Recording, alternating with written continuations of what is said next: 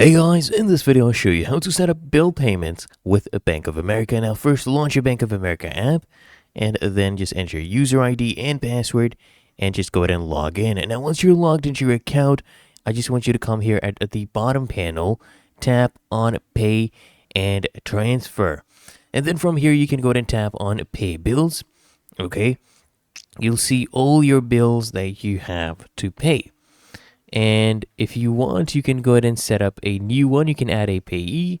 Now in this case, I'll show you how to pay this one right here. So tap on pay.